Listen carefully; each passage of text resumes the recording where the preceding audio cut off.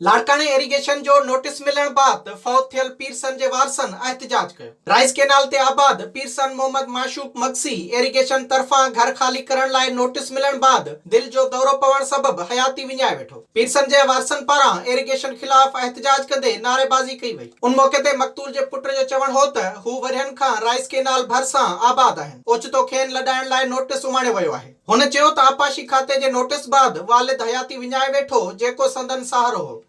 और रात को ये नोटिस मिला, इसके बाद मेरे वालिद का इंतकाल हो गया है, समझो। अभी मैं इसका क्या कर सकता हूँ? ये नोटिस को मैं क्या करूँगा? मेरा कोई भी नहीं है, एक मैं गरीब हूँ, मेरे 2-3 भाई हैं छोटे, और कोई भी नहीं है मेरा। मैं क्या करूँगा इस नोटिस का? ऐसे नोटिस से तो मौत बेहतर है। क्या करूँगा इस नोटिस से? हमारे घर हैं गरीबों के, ये सारे गिरा रहे हैं। हमारे पास क्या है? हमारे को कुछ तो दें ना। ये घर गिर जाएंगे, हम किधर जाएंगे? हम लोग कहाँ पे? हमारे को इंसाफ चाहिए। अभी क्या इंसाफ मिलेगा जब मेरा वालिद चला गया है कि वालिद था, जिसके अलावा और कोई भी नहीं था, तो मैं क्या कर सकूँगा इस नोटिस का?